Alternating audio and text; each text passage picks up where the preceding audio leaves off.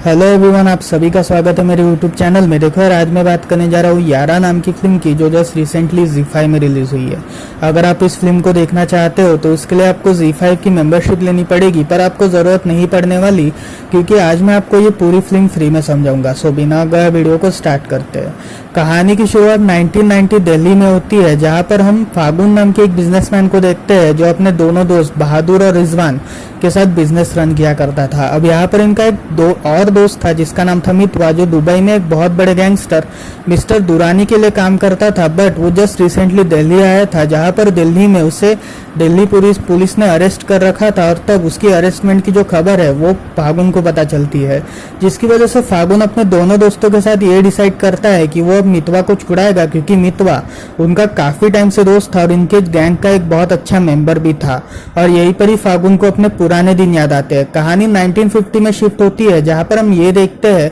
कि फागुन के जो फादर थे वो पहले पाकिस्तान ओरिएंटेड जगह में रहा करते थे, जहाँ पर उसके फादर पर कुछ लोगों ने हमला किया था, जिसके बाद उसके जो फादर के दोस्त थे वो फागुन को लेकर राजस्थान की बॉर्डर्स में पहुंचे थे। तब राजस्थान के ही एक छोटे से गांव में, बॉर्डर क्रॉस कर राजस्थान के एक छोटे से गांव में चांद नाम के एक बंदे से उसकी मुलाकात होती है, जहां पर वो जो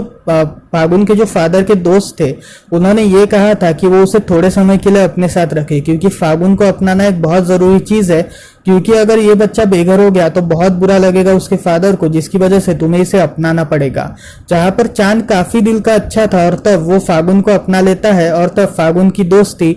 चांद के बेटे मितवा के साथ होती है। अब यहाँ पर ये दोनों काफी अच्छे दोस्त थे, और एक दिन चांद जो था उसका एक ठाकुर के साथ थोड़ा सा झगड़ा हो जाता है, जिसकी वजह से वो जो ठाकुर था वो चांद को शूट कर देता है, पर वो इन दोनों के बच्चों को छोड़ देता है। जिसके बाद ये दोनों बच्चे ये डिसाइड करते हैं कि अब वो उस ठाकुर को मार डालेंगे, जिसकी वजह से वो उस ठाकुर को मारने के लिए रात के समय में बंदूक लेके जाते हैं, पर गलती से वो ठाकुर को मारने की बजाय उसके एक आदमी को मारते हैं, जिसकी वजह से ठाकुर इतना ज्यादा नाराज हो जाता है कि वो इनके खिलाफ एक पुलिस केस करवाना चाहता था, और पूरी पुलिस कोर्स को वो इनको ढूंढने की फिराक में लगा देता है। अब यहाँ पर ये दोनों जो थे ये नेपाल की बस में चढ़ जाते हैं, जहां पर इनकी मुलाकात चमन नाम के एक बंदे से होती है, जो इनकी जान बचाता है पुलिस वालों से, और तब इन दोनों को वो नेपाल लेके जाता है, जहां पर चमन इन्हें कुछ आदमियों से इंट्रोड्यूस करवाता है, और तब वो ये कहता है कि अगर तुम इनके लिए काम करोगे, चोरी वगैरह के छोटे मोटे काम करोगे और ड्रग्स के अगर सप्लाईमेंट इंडियन बॉर्डर्स तक कराओगे, तो शायद से हम तुम्हें काफी अच्छा पैसा दे सकते हैं और रहने खाने के लिए जगह भी दे सकते हैं।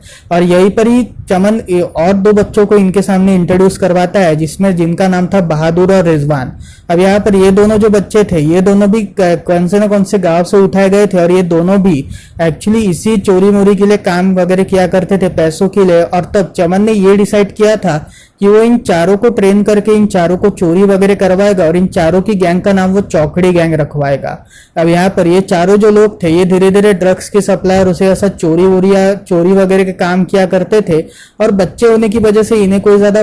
शक भी नहीं करता था, जिसकी वजह से ये हर काम में सक्सेसफुल होते गए, और उसे असर इन लोगों ने इतना पैसा कमाया कि पूछो ही मत। अब यहाँ पर धीरे धीरे समय और भी ज्यादा बदलने लगता है, जहाँ पर ये चारों लोग यंग हो जाते हैं, और तब ये चारों लोग जो थे ये और भी ज्यादा ड्रग डीलिंग्स करने का ट्राई करते हैं, और धीरे धीरे ये हथियारों का भी बिजनेस करते हैं। अब यहाँ पर एक दिन इन्हें एक कॉन्ट्रैक्ट मिलता है, जहाँ पर इन्हें पटना के एक बहुत बड़े बैंक को चुराना था, मतलब एक बहुत बड़े बैंक को लूटना था, और ये पटना की बैंक का जो ऑर्डर देता है वो और कोई नहीं बल्कि वही ठाकुर था जिसने चांद को मारा था, जिसकी वजह से फागुन और मितवा काफी ज्यादा नाराज थे, पर वो इनकी बात को मानते हैं, और चमन के साथ ये सभी लोग पटना की तरफ जाते हैं। अब यहाँ पर चमन जो था वो एक्चुअली पटना से ही बिलोंग करता था, पर कुछ समय पहले वो नेपाल आया था, क्योंकि नेपाल में उसे काफी अच्छी जॉब मिल चुकी थी चोरी वगैरह की, जिसकी वजह से वो नेपाल आया था। पर पटना में इतने 20 सालों के आने के बावजूद भी उसे पटना के हर एक रास्ते मालूम थे, और तब वो उन्हें पटना के उस बैंक में लेकर जाता है जहां पर इन्हें चोरी करनी थी। अब यहाँ पर इस पूरे लूटपाट के दौरान पुलिस वालों को खबर मिल जाती है, जहां पर पुलिस वाले जो थे एक शूट आउट अटेम्प्ट करते हैं, और इसी शूट आउट में चमन की डेथ हो जाती है, और तब ये चारों लोग बच जाते हैं, और ये चारों लोग पैसे देकर उस ठाकुर के पास जाते हैं, जहां पर उस ठाकुर को पैसे देते वक्त फागुन जो था वो ये कहता है कि तुमने हमारे पापा चांद को मारा था, जिसकी वजह से अब तुम्हारी भी मौत होगी, और तब वो उसे गोली से शूट कर देता है। जिसके बाद फागुन जो था वो उसके हर एक आदमी को मारता है, लेकिन उसके एक आदमी को वो छोड़ देता है जिसका नाम था फकीरा, और तब फकीरा ये रिक्वेस्ट करता है कि अगर तुम मुझे मारोगे तो तुम्हारे लिए कोई भी फायदा नहीं होगा, लेकिन मैं तुम्हारी गैंग में काम कर सकता हूँ और हम लोग काफी अच्छे सक्सेसफुल हो सकते हैं। और तब फागुन काफी ज्यादा इमोशनल हो चुका था और तब उसने फकीरा को अपने गैंग में ऐड किया, जिसके बाद ये पांचों लोग एक साथ गैंग में काम किया करते थे। अब यहाँ पर कहानी वापस प्रेजेंट में जाती है, जहाँ पर हम ये देखते हैं कि फागुन का ये जो प्लान था, ये वहां के इंस्पेक्टर मतलब दिल्ली पुलिस के जो मेन सीबीआई डायरेक्टर थे जिनका नाम था मिस्टर सिंह, उन्होंने रोकवा रखा था। जहां पर उनका ये कहना था कि अगर फागुन मितवा को बचाएगा तो उसके ऊपर काफी सारे चार्जेस लगेंगे और उसका ये जो पूरा बिजनेस है ये हमेशा के लिए खत्म हो जाएगा, जिसकी वजह से वो मितवा को ना ही बचाए तो ठीक है। लेकिन फिर भी फागुन अपने दोस्तों के साथ मिलकर मितवा को बचाने की कोशिश करता है, जहां पर वो मितवा को बचाने के लिए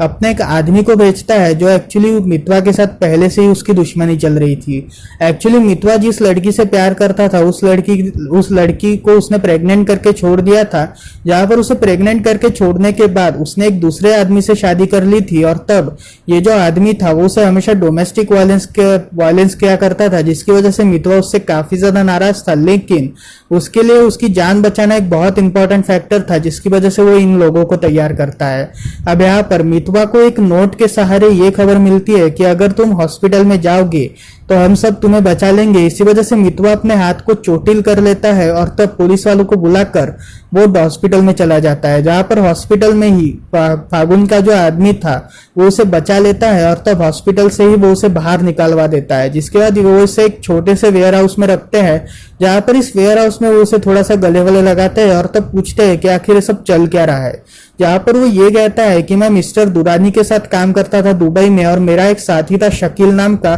जो हमेशा पैसे की लेन देन किया करता था, लेकिन वो हमेशा मुझे काफी कम हिस्सा देता था, जिसकी वजह से एक दिन मैंने उसके पैसे चुरा लिए। लेकिन अब मेरे पास दिक्कत ऐसी हो चुकी है कि शकील के पैसे चुराने की वजह से शकील और दुरानी दोनों मेरे पीछे पड़ चुके हैं, जिसकी वजह से मैं दिल्ली में आया। लेकिन दिल्ली में ही मुझे अरेस्ट कर लिया गया बिकॉज ऑफ वेरियस चार्जेस। अब यहाँ पर हम ये देखते हैं कि मितवा वगैरह सारे लोग रियूनाइट होते हैं और तब ये डिसाइड करते हैं कि जो भी होगा हम सब मिलके लड़ेंगे, और यहीं पर ही कहानी वापस फ्लैशबैक में जाती है। अब यहाँ पर कहानी वापस फ्लैशबैक में जाती है, जहां पर हम ये देखते हैं कि फागुन जो था वो अपनी वाइफ से मिलने के वक्त में था। एक्चुअली फागुन एक समय गन्स की डिलीवरी करने गया था, जहां पर वो अपनी होने वाली वाइफ से मिलता है और तब उसकी जो होने वाली वाइफ थी वो बंदूकों पे काफी ज्यादा दिलचस्पी रखती थी, जिसकी वजह से वो उसमें से एक बंदूक खरीद लेती है। अब यहाँ पर इन दोनों में धीरे धीरे दोस्ती होना स्टार्ट हो जाती है और इन दोनों के बीच में प्यार होता है। जिसके बाद हम ये देखते हैं कि पटना के जो जमींदार थे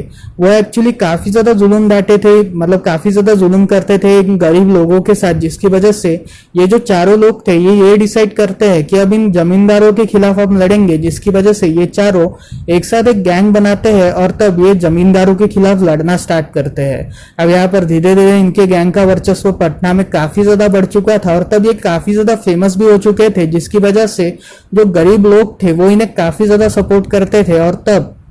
फागुन की भी लाइफ काफी अच्छी चल रही थी। पर एक दिन कुछ दंगों की वजह से फागुन और उसकी जो पूरी गैंग थी उन सभी को पुलिस वालों ने पकड़ लिया था, बिकॉज उन सभी पे ये चार्जेस थे कि उन सभी ने नक्सलियों को पनाह दी थी, जिसकी वजह से फागुन और उन सभी को पकड़ लिया गया था और उन सभी से पूछताछ करी गई थी। पर वो पूछताछ में कुछ भी नहीं बता पाए क्योंकि उनको कुछ भी नहीं मालूम था। जिसके बाद इस इंफॉर्मेशन को, यानी इस पूरे इंफॉर्मेशन जो उन्होंने कांड किए थे उसकी पूरी इंफॉर्मेशन किसे दी, इसके बारे में जब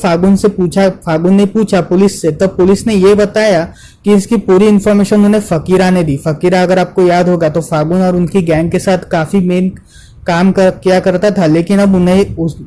उसने ही उन्हें धोखा दे दिया था, जिसकी वजह से ये चारों लोग इतने ज्यादा नाराज थे। पर अब ये कुछ भी नहीं कर सकते थे बिकॉज ये चारों लोग अब जेल में चले गए थे। जिसके बाद इन चारों लोगों को कोर्ट में पेश किया गया, जहां पर कोर्ट में इन चारों के ऊपर काफी सारे चार्जेस लगाए गए, जिसमें फागुन को 10 साल की सजा सुनाई गई, बहादुर और रिजवान को 7 साल की और मितवा को 4 साल की सजा सुनाई गई। अब यहाँ पर एक दिन वो अपनी वाइफ से मिलता है, जहां पर अपनी वाइफ से मिलने के बाद, मतलब फागुन अपनी वाइफ से मिलता है, जहां पर वो ये कहती है कि पुलिस ने पूछताछ के बहाने उसके साथ काफी ज्यादा असॉल्ट किया और उसे ऐसा जिसने उसकी जमानत करवाई थी उसने भी उसके साथ काफी बुरी तरीके से सलूक किए, जिसकी वजह से वो काफी ज्यादा परेशान है। और तब वो ये चाहती है कि अगर फागुन जल्दी से छूट जाए तो हम सभी एक काफी अच्छी दुनिया बसा सकते हैं और एक नया स्टार्ट कर सकते हैं। अब यहाँ पर धीरे धीरे फागुन जो था वो सजा काटे जा रहा था, और तब उसके 10 साल की सजा पूरी हो चुकी थी, जिसके बाद वो अपनी वाइफ के साथ सेटल हो गया था। और तब उसकी वाइफ ने एक छोटा सा बिजनेस स्टार्ट किया था पेंटिंग्स वगैरह का,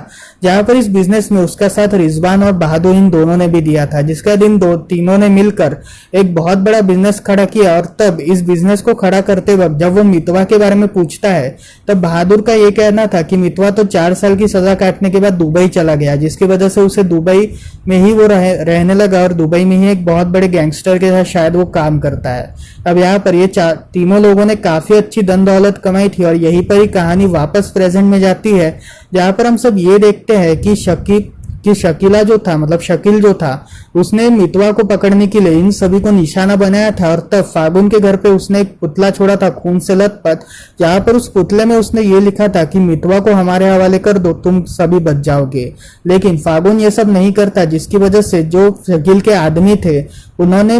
उन्होंने बहादुर को मारने का डिसीजन लिया, जहां पर उन्होंने बहादुर के घर पे घुसकर उसको और उसकी गर्लफ्रेंड को मार दिया, पर मतलब उसको और मितवा की जो गर्लफ्रेंड थी उसे मार दिया, पर उसकी जो 2 साल का बेटा था वो अभी तक जिंदा था, जिसकी वजह से वो बेटा जो था वो भागने लगता है। और तब फागुन उसे पनाह देता है, जहां पर फागुन उसे अपने घर पे रखवाता है। अब यहाँ पर बहादुर के साथ ये सारा कांड होने की वजह से फागुन काफी ज्यादा परेशान था, जिसकी वजह से वो अपने दूसरे दोस्त रिजवान से भी थोड़ी देर छुपने के लिए बात करता है, और तब वो अपनी गैंग को वापस खड़ा कर शकील को मारने का डिसाइड करता है। अब यहाँ पर ये सभी लोग रात के समय में शकील को उसी के गाड़ी के सामने ठोक देते हैं, जिसकी वजह से ये शकील जो था उसकी डेथ हो जाती है, और तब ये सारे लोग रिलीफ की सांस लेते हैं। लेकिन यहाँ पर एक बहुत बड़ा मेन इंपॉर्टेंट फैक्टर बचा था, जिसका नाम था मिस्टर दुरानी। अब यहाँ पर मिस्टर दुरानी ने भी फागुन को धमकी देना स्टार्ट कर दी थी कि जिस पार्टी में वो लोग जाएंगे उस पार्टी में उनके साथ काफी बुरा सलूक होगा, जिसकी वजह से फागुन जो था वो अपनी इस पार्टी में जाने के लिए, मतलब जिस पार्टी में ये सभी लोग मिलने वाले थे उस पार्टी में जाने का कैंसिल कर देता है, और तब वो अकेला ही उस पार्टी में जाता है ताकि वो रिजवान को बचा सके। अब यहाँ पर रिजवान जो था वो एक रूम में अपनी माशूका के साथ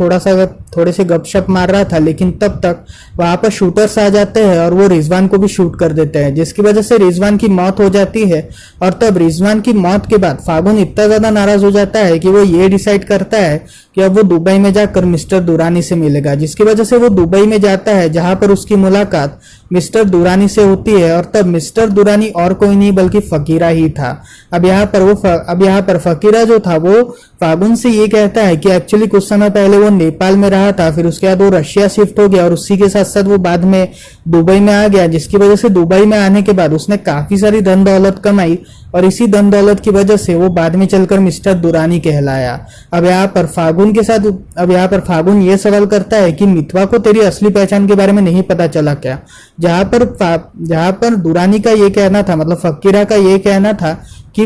मितवा मेरे लिए काम करता है, ये मितवा को भी नहीं पता। एक्चुअली मेरी जो गैंग के लोग हैं उन्होंने कभी भी मेरा चेहरा नहीं देखा है, जिसकी वजह से उनको ये बात पता ही नहीं कि मिस्टर दुरानी है कौन, क्योंकि मैं मेरा चेहरा नहीं दिखाना चाहता, पर मैं मेरा नाम कमाना चाहता हूँ। और मितवा ने जो मेरे पैसे चुराए थे उसकी वजह से मेरा नाम मिट्टी में मिल चुका था, जिसकी वजह से मितवा को मारना जरूरी पड़ चुका था, लेकिन तुम लोगों ने उसकी जान बचाई, जिसकी वजह से मुझे अपने नाम को बचाने के खातिर रिजवान और बहादुर को खत्म ही करना पड़ा। अब यहाँ पर फागुन काफी ज्यादा नाराज होता है, और तब फागुन जो था वो अपने कार्ड का यूज करके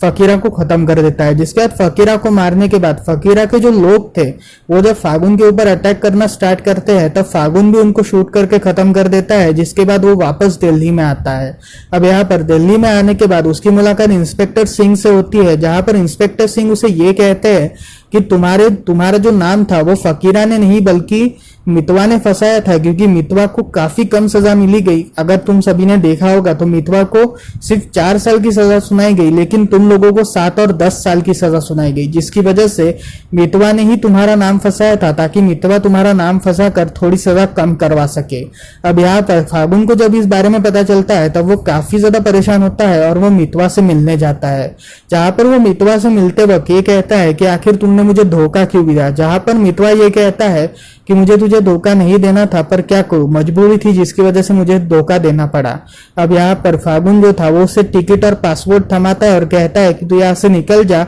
और उसके साथ साथ उसकी बंदूक भी दे देता है, जहां पर वो ये कहता है कि इन सभी के साथ मिलकर तुम निकल जाओ। जहां पर जब इंस्पेक्टर सिंह को मितवा के बारे में पता चलता है तब वो मितवा को पकड़ने के लिए आते हैं, लेकिन तब तक वहां से फागुन निकल चुका था और तब मिस्टर सिंह को यानी इंस्पेक्टर सिंह को गोली शूट आउट की आवाज सुनाई देती है, जिससे हमें ये बात पता चलती है कि मितवा ने खुद को शूट कर लिया था और तब उसने आत्महत्या कर ली थी। उसकी आत्महत्या के बाद फागुन काफी ज्यादा परेशान हो चुका था बिकॉज उसके सारे जो दोस्त थे वो सब भी मारे गए थे, और तब वो मितवा का जो बेटा था उसे देखता है और उसे असद अपने बेटे की दोस्ती को देखता है, जहां पर उसे अपने पुराने दिनों के बारे में याद आता है, और यहीं पर ही ये पूरी फिल्म खत्म होती है। एक्चुअली जो पूरी फिल्म है ये गैंगस्टर ओरिएंटेड टाइप की फिल्म है, जिसकी वजह से अगर आप गैंगस्टर टाइप की फिल्म्स को पसंद करते हो तो ये फिल्म आप ही के लिए बनाई है। तो आप इसे G5 में एंजॉय कर सकते हो, लेकिन आपको उसके लिए पेमेंट देनी पड़ेगी, लेकिन उसकी आपको जरूरत नहीं पड़ेगी क्योंकि मैंने इसकी पूरी स्टोरी आपको एक्सप्लेन कर दी है। सो मिलते हैं अगली वीडियो में, तब तक के लिए बाय बाय।